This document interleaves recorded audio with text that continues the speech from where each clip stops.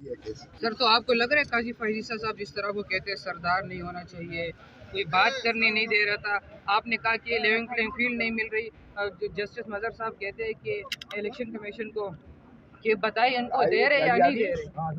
आ रही है। देखें, आज कोई ऐसी बात नहीं हुई है सर, आपने वो पुरानी बात हो गई। उसका जवाब शायद उनको आपकी मीडिया ने खुद ही दे दिया, इसलिए उसमें मैं जाता ही नहीं हूँ उस बात में। देखिए, नाम आपकी एक जग पुश्त होती है, एक आपका हस्ब नस्ल होता है, इसलिए हसब नसब को कोई जो है वो उस पर एतराज किसी को करना है। के दौरान हमारे बलोच रवायात में ये चीज़ें मौजूद हैं, इसलिए मैं उस पर तो जाता ही नहीं। बाकी आपने ये कहा कि लेवल प्लेइंग फील्ड, वो तो खुद ही उनकी जवाब दे दिया। जस्टिस मुसर्रत हिलाली साहिबा ने जवाब दे दिया कि वो तो अंधों को भी इशारों को नज़र आ रहा है कि जो कुछ हो रहा है इसमें, और ये इन्होंने रिपोर्ट्स में लिखा है कि कोई हादसा कोई सानिया हुआ ही नहीं है। सिर्फ इससे बड़ा झूठ ये मलबा जो था रिपोर्ट्स का नहीं हो सकता।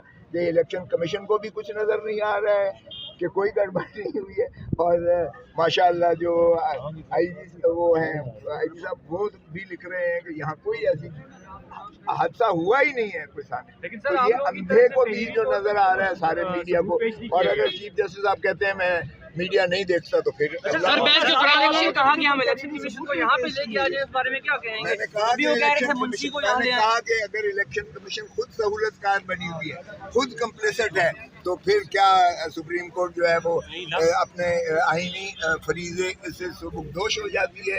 ये इलेक्शन कमीशन के खिलाफ भी उन अफराद के खिलाफ एक्शन ले सकती है। 3-4 दिन मांग लिया आपने सबूत पेश करने के लिए। वो भाई आज उन्होंने मलबा इतना बड़ा इस्तेमाल किया, तैयारी बिल्कुल थी, लेकिन उसका तुर्की में तुर्की जवाब देना तो है ना।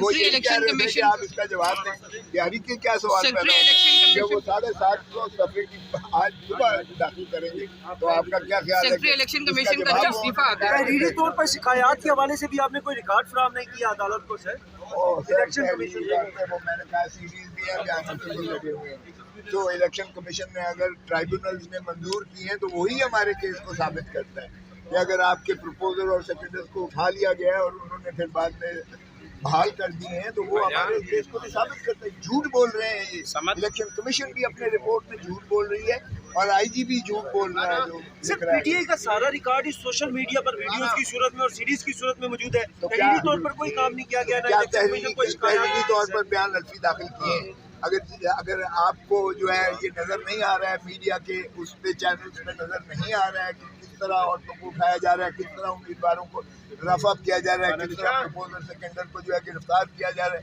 किस तरह सारे रिटर्निंग ऑफिसर्स के दफ्तरों का मुहासरा करके उनको भी एक किस्म का रसाई नामुमकिन बनाई हुई है। अगर आपको सारा कुछ ये नज़र नहीं आता है तो फिर क्या